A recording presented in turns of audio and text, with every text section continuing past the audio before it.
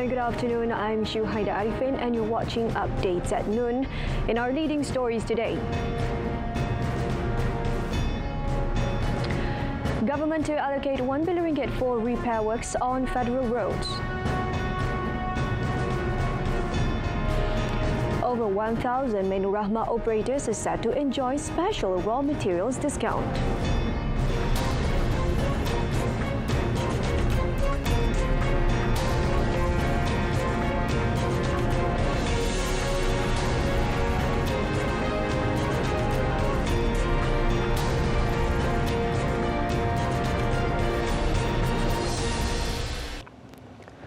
R1 billion will be allocated to overcome damaged infrastructure issues involving federal roads in numerous states. The allocation is a 250 million ringgit increase from the 750 million ringgit announced previously in Budget 2023. In addition, a further allocation of 400 million ringgit will be distributed to the Pahang State Government to repair roads that were damaged during the floods.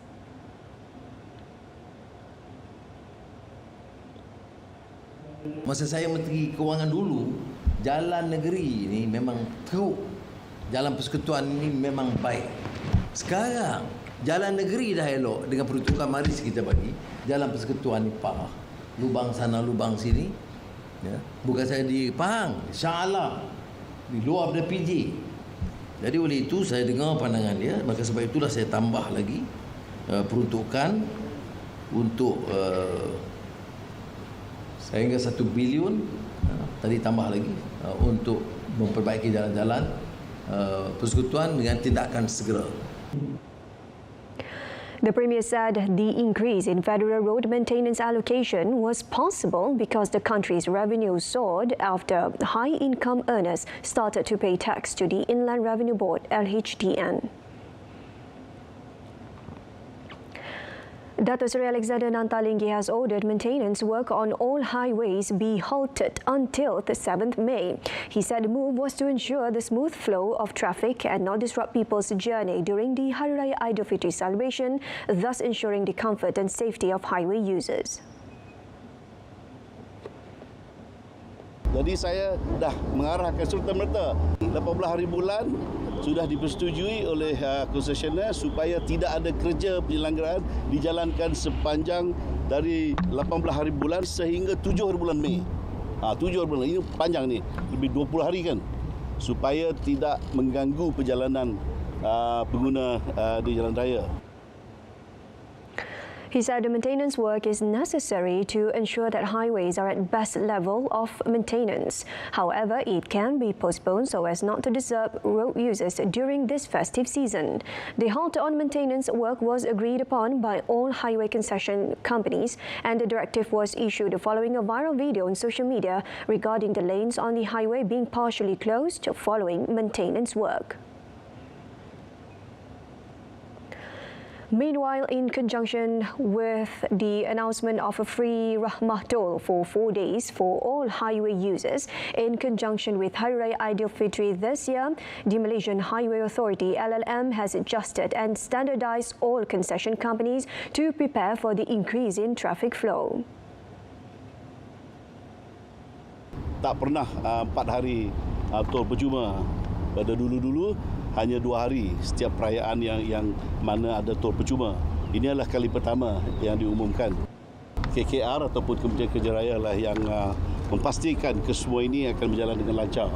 Dan saya telah diberi taklimat oleh PLAS dan juga ANIH tadi, semua kerja-kerja untuk memastikan pengguna jalan raya ini bukan sekadar dalam perjalanan mereka ini selamat, dan juga keselesaan mereka.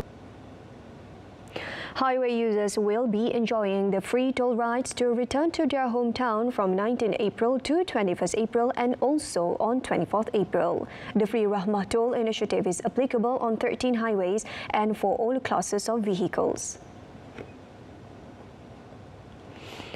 90% of 8,820 additional electric train service ETS, KL Central, Padang Besar and KL Central Butterworth two-way tickets have been sold since 24th March till now. Transport Minister Anthony Lok Siu-Fuk said 4 additional trains were added due to high demand from the public after regular northbound tickets for ETS and Kereta Api Tanah Melayu Berhad KTMB intercity services from 19th to 25th April were sold out. This is the government's effort to ensure that more Malaysians can return to their hometown using public transport despite limited capacity.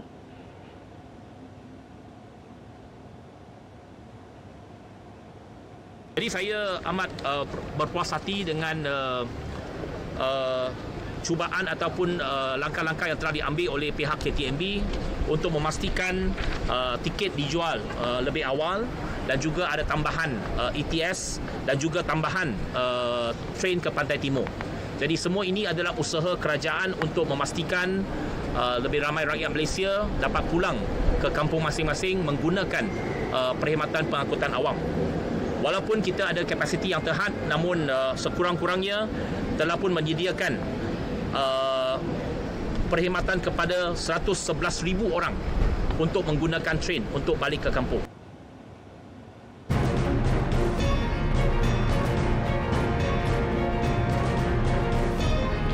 Coming up, MOH calls the public to not panic over COVID-19 infections ahead of Hari Raya. That and more right after this.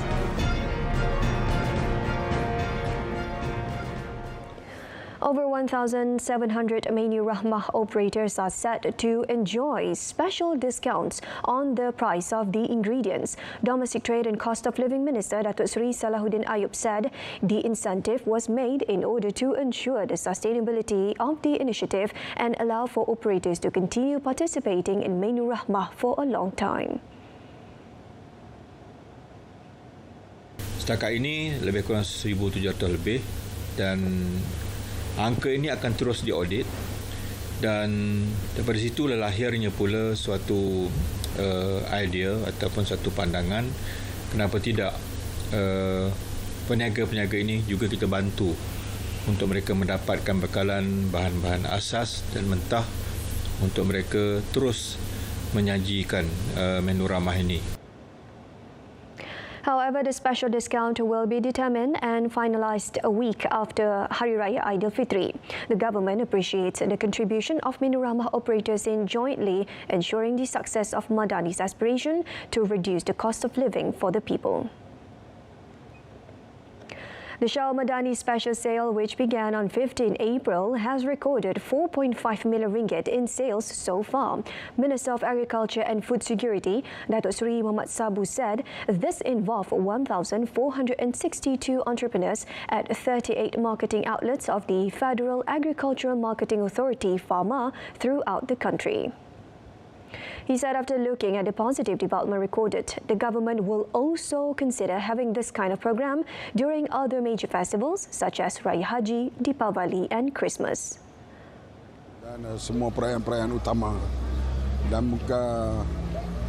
dan apabila dilihat berlaku satu perkara yang kenaikan harga yang mendadak misalnya, saya minta FAMA juga akan bertindak untuk mengurangkan bebanan pengguna. At the same time, Datuk Seri Muhammad is confident that the targets of reaching 13 million ringgit in sales can also be realised within the next few days before Shawwal. He said this after attending the Ramadan tour program with Melaka State entrepreneurs at Padang Sebang. Also present were Deputy Minister of Defence and Alugajah MP Adli Zahari and the Federal Agricultural Marketing Authority Pharma Acting Director General Rashid Bahari. Now moving on to the next news, ahead of the Hari Raya Aidilfitri festive season, there's no need to panic as the number of COVID-19 cases in the country is currently still under control. Health Minister Dr. Zaliha Mustafa said the number of deaths due to the COVID-19 was also still low, mostly involving the elderly and individuals with comorbidities. According to Dr. Zaliha, although the transmission rate of the latest Omicron subvariants is faster than the previous ones, it is still under control with no severe symptoms. The subvariants that the Health Ministry have identified are XBB 1.5, XBB 1.16 and XBB 1.9.1, and it is still the Omicron type. She said this in a press conference after attending the town hall session on the health white paper yesterday. Dr. Zalia meanwhile advised the public to wear a face mask if they experience any symptoms.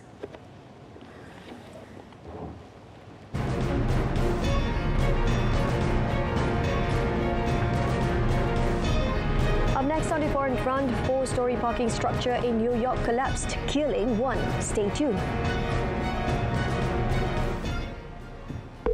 Kecemasan, boleh saya bantu? Hello, there's been a motorcycle accident here. Maybe an elephant ran it over. Sir, there is fire accident at the address number 5 Jalan Tembika, Shah Alam.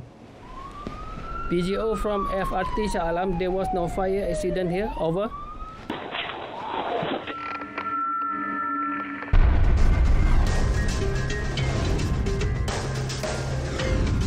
MERS 999. Use it wisely. The involvement of Royal Medical Corps officers and personnel in the Malaysian Field Hospital under Operation Starlight 2 in Galekand, Adiyaman, Turkey last February has boosted Malaysia's standing internationally. Defence Minister Datuk Seri Muhammad Hassan said the Malaysian Armed Forces MAF 6-week stint in providing medical assistance to earthquake victims have not been forgotten by Turkish leadership, especially its Defence Minister Hulusi Akar. This is proof of ATM's capabilities in conducting military operations aside from warfare, especially in relation to humanitarian aid and disaster relief. Pasukan Angkatan Tentera kita menjadi sebutan kepada kepimpinan negara Turki, terutamanya daripada Menteri Pertahanan sendiri yang menyebut beberapa kali betapa beliau menyatakan amat gembiranya dengan kehadiran kita membantu, dan Malaysia merupakan negara pertama yang menghantar pasukan mencari dan menyelamat dan menghantar hospital medan kita ke sana. He said this in a speech during the Operation Starlight 2 appreciation event at Wisma Perwira ATM last night. The mission involved some 110 officers and lasted for 6 weeks since the field hospital began operating on 10th February. A total of 2,415 patients were treated, including 83 surgery cases throughout the operations. 11 Indonesian fishermen were rescued on Monday from a remote island in northwestern Australia after 2 fishing vessels were caught in tropical cyclone Ilsa. According to a statement from Australian Maritime Safety Authority, AMSA, an aircraft was diverted to rescue the fishermen from Bedwell Island. It is believed that they were stranded for 6 days without food and water. According to AMSA's statement, a second vessel with 9 crew sank in the extreme weather conditions. The one remaining survivor from this vessel spent 30 hours in the water before also being washed ashore at Bedwell Island, where they all remained for 6 days without food and water before being rescued. The fishermen were taken to the mainland, where they were given immediate medical attention.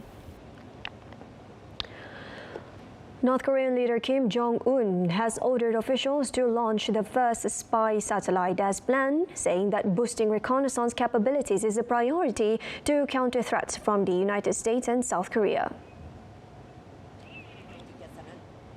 State news agency KCNA said during a visit to the National Aerospace Development Administration in Pyongyang yesterday, Kim urged deployment of the satellite as scheduled and ordered deploying multiple reconnaissance satellites on different orbits to bolster the country's surveillance capabilities. The North State-run television KRT released photographs of Kim, accompanied by his daughter, talking to officials in front of a blurred image of an apparent satellite. North Korea in December conducted what it called an important final phase test for a spy satellite, and it said would complete preparations for the launch by April. KCNA said the satellite production has been completed, but it did not elaborate when is the scheduled launch date. Israeli forces shot and wounded 7 people in a raid on Tuesday in the occupied West Bank. The Palestinian Health Ministry reported 6 minor injuries from live fire reached Jenin Governmental Hospital, while another person had been admitted to a nearby hospital. A statement from the Israeli military said security forces are currently operating in the Jenin refugee camp without giving further details. There was no immediate confirmation of the identity of those wounded in Jenin. Earlier Tuesday, Israeli authorities said a suspected Palestinian gunman had wounded 2 Israeli men in the Sheikh Jarrah neighborhood of East Jerusalem after firing at the car. Israeli security forces closed off streets in the neighborhood with a drone and helicopter, as well as police dogs aiding the search. Frequent incursions by Israeli forces have led to clashes with local youth, with at least 25 Palestinians killed in the city this year and no Israeli fatalities. The latest raid comes amid a spike in violence in Israel and the West Bank, which Israel has occupied since 1967 Six-Day War. A 4-story parking structure collapsed in New York City's Lower Manhattan near Pace University yesterday, killing at least 1 worker and injuring 5 others who were in the building.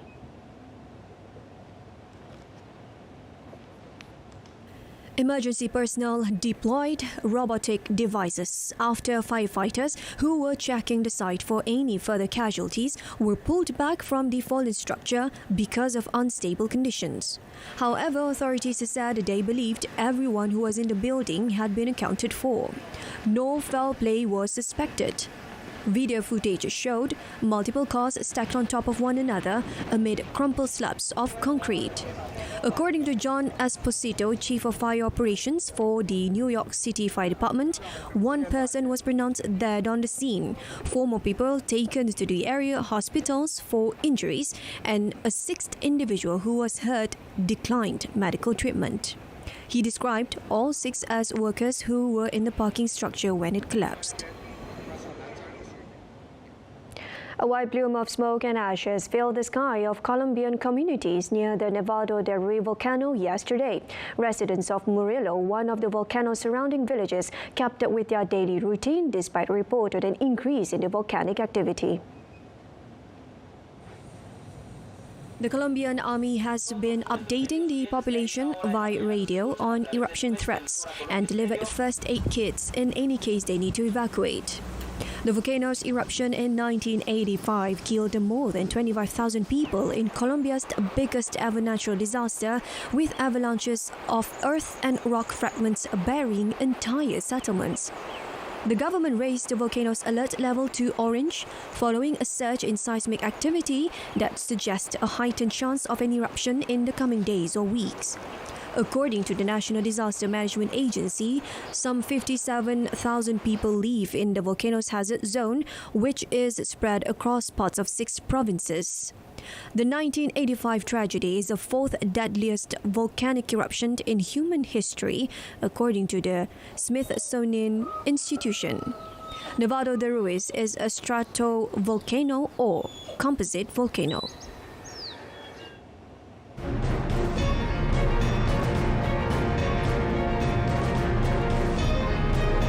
In sports, AC Milan and Real Madrid move into Champions League semi-final.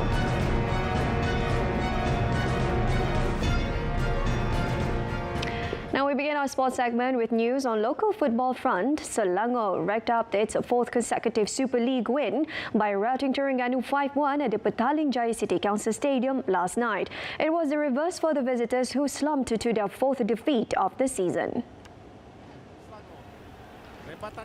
Terengganu tested Selangor's defence early in the match, but Jordan Minta's free kick in the 11th minute unfortunately hit the goal post.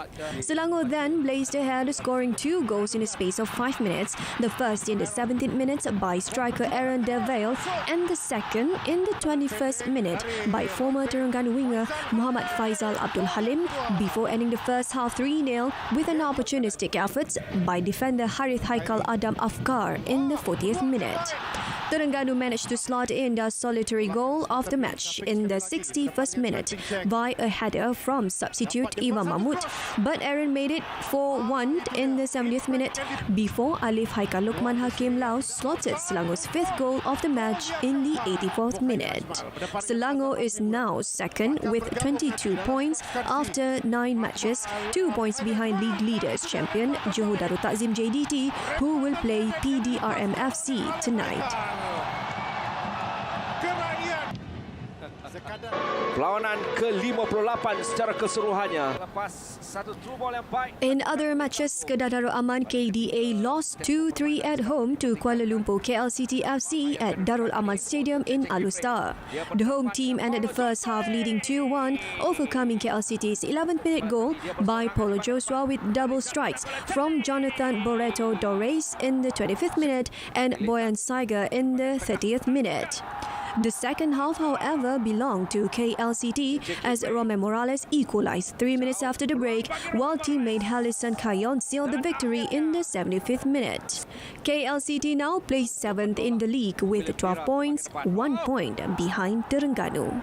Sentuhan pertama Kayon. In UEFA Champions League news, AC Milan reached the semi-finals for the first time since they won the trophy 16 years ago, thanks to a first-half goal from Oliver Giroud at Napoli that secured a 1-1 draw and 2-1 aggregate win this morning. After Milan won the quarter-final first leg 1-0, Napoli pushed for the opening goal from the start as the visitors were forced to defend deep against an attacking onslaught. Milan held off an aggressive Napoli side for most of the match with an impressive defensive play. They had a chance to take the lead with a penalty after 22 minutes after Napoli's Mario Rui clattered into Rafael Leo, but goalkeeper Alex Meret dived to stop Giroud's low strike. As a result of the intense pressure exerted by the hosts, Milan were able to exploit the holes in the home defence and went ahead through Giroud just before the interval. Osimhen was shackled all night until his added time header, but it came too late for Napoli and their disappointed fans. Napoli battled until the end, but could not break down the resilient Milan defence until striker Victor Osimhen equalised 3 minutes into stoppage time with a bullet header. But it was too late as the referee ended the match seconds later. 7-time European champions Milan will now face either Inter Milan or Benfica, who meet on Thursday at the San Siro, with the Italian side leading 2-0 from the first leg. Elsewhere, Rodrigo scored a second-half brace for Real Madrid in a 2-0 win over Chelsea at Stamford Bridge to seal a spot in the Champions League semi-finals for the defending champions by a final aggregate score of 4-0. This is the first time Chelsea have lost 4 games in a row since 1993. A cagey opening 45 minutes looked similar to Madrid's 2-0 win in the first leg of the quarter-final tie, as Chelsea came out strong before the visitors settled into the game and were largely in control up to half-time. Any hopes Chelsea might have had of an improbable comeback were dashed when Rodrigo scored shortly before the hour mark. A little over 20 minutes later, the Brazilian struck again to double the lead for Carlo Ancelotti's side. While Chelsea's season will end trophyless under their new American owners, despite a £500 million outlay on new players, 14 times European champions Madrid march on, with Ancelotti eyeing the trophy for a 5th time. Madrid will likely face Manchester City in the semi-finals, with Pep Guardiola's team leading Bayern Munich 3-0 in the quarter-final with 1 leg to play. Al Nassr, captained by Cristiano Ronaldo, suffered a 2-0 loss at Al Hilal in the Saudi Pro League on Tuesday in Riyadh. First and second half penalties from Nigerian striker Odoran Igalo sealed Al Nassr's fate as they suffered the third defeat of the season in the league. Taking the field for the first time under the new head coach Dinko Jelicic, Al Nassr lacked cohesion and made sloppy errors which ultimately proved costly. Al Hilal broke the deadlock in the 42nd minute as Odion Igalo converted from the spot. The Nigerian striker had earned a penalty for the side as well after his bicycle kick from close range hit Luis Gustavo's arm. In the 61st minute, Michael Delgado was stripped by Jaloluddin Masharipov, which secured the second penalty for Al Hilal. Igalo again stepped up to fire his 18th goal of the season in the Saudi League. 15 minutes later, Cristiano Ronaldo pounced on an aerial ball sent into the box and struck a right-footed shot into the net only to find it disallowed for offside. Al Nassr's hopes were quashed a second time in the 83rd minute. A penalty awarded to the side was reversed by the VAR. Second place Al Nassr sit on 53 points, 3 behind leaders Al Ittihad and having played a game more, while Al Hilal remained fourth on 49, trailing Al Shabab by a point. Liga Malaysia 2023 kini kembali dibawakan untuk anda 75 perlawanan keseluruhan dengan 1 perlawanan sumbangsih, 52 perlawanan Liga Super, 8 perlawanan Piala FA dan 14 perlawanan Piala Malaysia dibawakan secara percuma untuk anda di saluran RTM. RTM, rakan penyiar MFL Liga Malaysia 2023.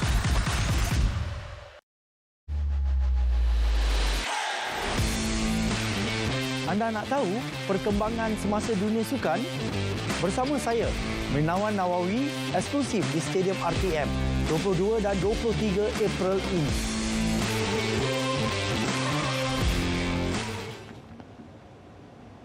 And with that, we reach the end of today's updates at noon. In our top story today, 1 billion ringgit to be allocated to repair damaged infrastructures in federal roads. Don't forget to join us again tonight at 8:30 p.m. on saluran Berita RTM for more news. Now, age is nothing but a number for some who wants to live out their life to their fullest and realize their passionate dream. In Japan, for example, those aged 65 and above still get the chance to participate in a competitive Tokyo's Senior Football League. We leave you with the footage. I'm Shuhaida Arifin. Goodbye for now.